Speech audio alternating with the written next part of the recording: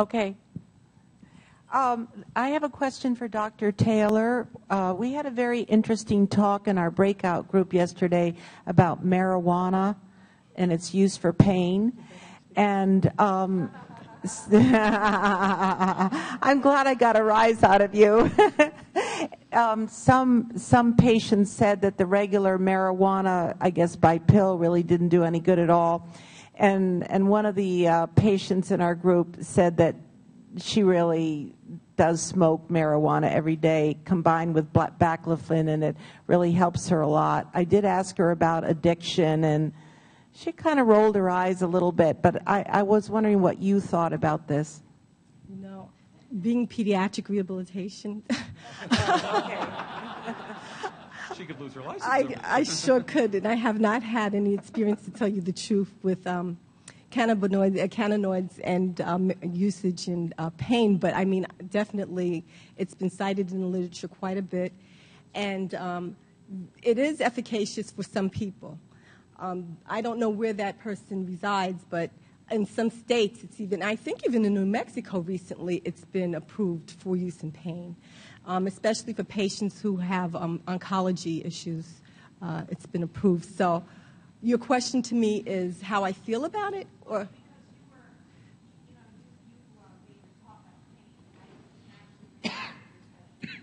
yeah, unfortunately. Does anybody else on the panel have a lot of... We have wanted to do more research at Hopkins on this topic. So what I'll tell you is, I think the thing that's worth mentioning is that in the studies, in the larger studies that have been done, actually in England, you limey pot-smoking Brits, a lot of the big studies that were... Yeah, so...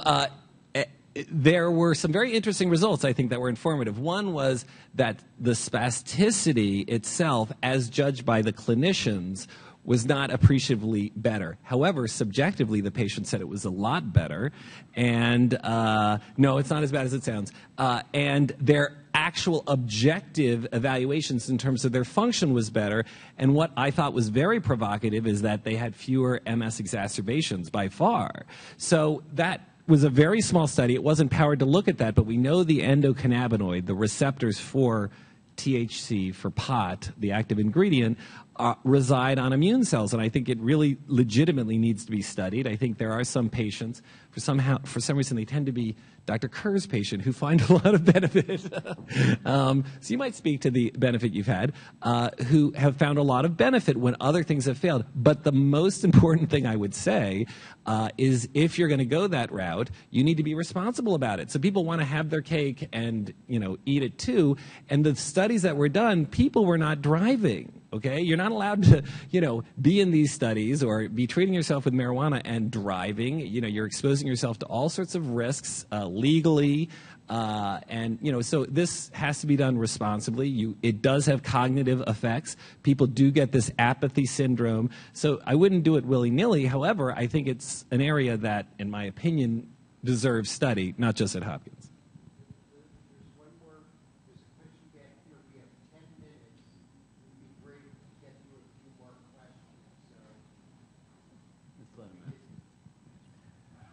I have one more question. I'd like to revisit that cognitive impairment and a sleep disorder.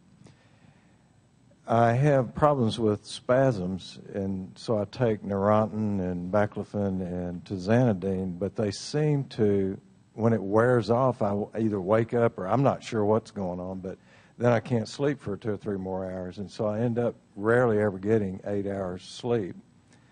So I don't think pot smoking will work on the cognitive impairment, but it might work on the sleep disorder. So, but anyway, what do I do about trying to balance the drugs with sleeping? Because if I take too much of the drugs, then it knocks me out of the rest of the game. So, several options. One is to talk to your physicians about longer-acting agents for spasticity that you can take at night. So a long-acting benzodiazepine, whether it be Valium or something along those lines, to try and give you longer relief from spasms in the evening. getting creative with your neurologist, your physical medicine and rehabilitation physicians on what you can do about the spasms would be the key. And I'm not a huge, I don't run to intrathecal pumps very quickly. I think they come with a lot of baggage. I think there are a lot of issues. But if systemic drugs, if oral drugs are either not working, coming with too many side effects, or we're not achieving our goals after trying everything, and that list isn't everything yet, there's more to come, but that's at the point where you start talking about a trial of an intrathecal delivery of medicine. So instead of taking a pill and getting the systemic, you put it directly into the spinal canal, get relaxation from the spasms, and hopefully sleep at night. That's a big step to take, so I think you have to exhaust all the other resources. Like I said, benzodiazepines, or changing around the dosing or timing of those medications, and also making sure that it's the spasms waking you up and not something else waking you up causing the spasm. And I think bladder is the #1 offender there, but I could be wrong. So you may have already tried some of the other ideas, but part of it would be to exercise before you go to bed, and not maybe your legs necessarily, but trying to raise your heart rate so that you are more exhausted essentially when you're going to sleep. So there are bikes that you can use with your arms that can raise your heart rate, and you can have it's basically a little ergometer is what they call it. It sits on a table, and you can bicycle with your arms. It'll still raise your heart rate, and it'll work out your arms, and this may help you if you're doing it before you go to bed. This may give you more of the sort of using some of that extra energy you have as well. And just a couple of more comments, and so we can get the last some more questions in. Sticking to a very routine sleep-wake cycle is important. Trying to fall asleep at the same time, not drinking, caffeinated beverages after a certain time at night. Important. So just all of the basic things that you would do to keep a routine. And then if you do go into the baclofen pump mode, those pumps can be specifically programmed to give you more baclofen at certain times during the day. And you can have a lower daytime dose and then a higher nighttime dose if the spasms are what is causing you to wake up at night. So there is that flexibility. But as Ben was saying, that's a big step. But again, baclofen pumps are in common use, and they're used to quite a great degree in individuals with traumatic spinal cord injury. So it's definitely an option, I think. Dr. Kerr, referring back to this gentleman's question about the continued deterioration of the axon after demyelination, and perhaps I formed this conclusion in reading a lot of documentation, is that the rule of thumb in TM is, although we won't get better, we probably will not get worse. Would not the deterioration of the axon cause new symptoms or exaggerate the other symptoms? Yeah, I think most people with transverse myelitis, although there are some exceptions, really get their acute disability and then come back to a certain point and are then relatively stable. Now, I've heard from several of you at this meeting that 10, 15, 20, 25 years later, they start to get a little bit worse. But for the vast majority, they are the same or getting better. And that really, I think, says that most of the injury, although there may be some axon dropout, most of the injury occurs in the acute phase due to the acute inflammation. So I don't think there's a huge amount of ongoing injury and axonal loss after the acute phase. How about the comment sometimes people will have, there's a certain level of injury and loss of neurologic function, but I noticed 2 months, 4 months, 6 months later, things are starting to work below the level of injury. What do you think of that kind of The comment was about a restoration of function, right? Yeah, and so I think that's the norm.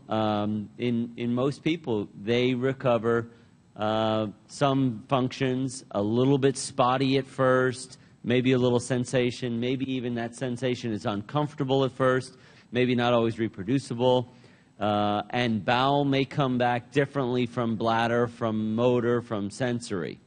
But the idea is that these nerves are starting to flicker and come back on, and they may not always stay on, but then that will become more and more common as the inflammation has resolved, and hopefully there's some repair that goes on. I just want to ask a follow-up question. So do you think exercise would stimulate that restoration of function? Yeah, so would exercise stimulate the restoration? I do. And there's a very aggressive group over at Kennedy Krieger that focuses on functional electrical stimulation. I certainly think that part of the degeneration that occurs chronically is because you're not moving your legs and all those nerves go dark. And if the nerves go dark, they just kind of start to wither away.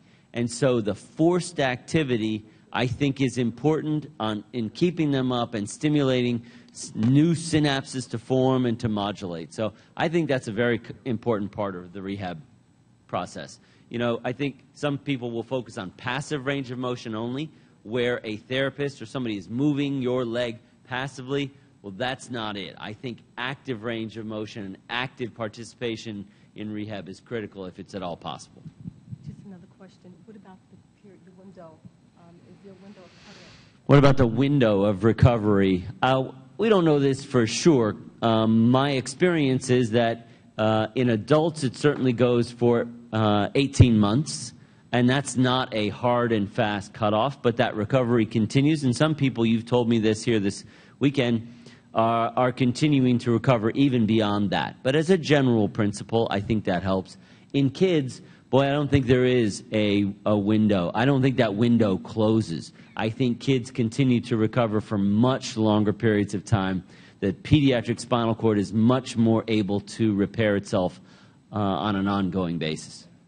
I would say that we see that happen in the patients that have the bottom a year later, even after that. We couldn't hear that. Frank says he agrees with me.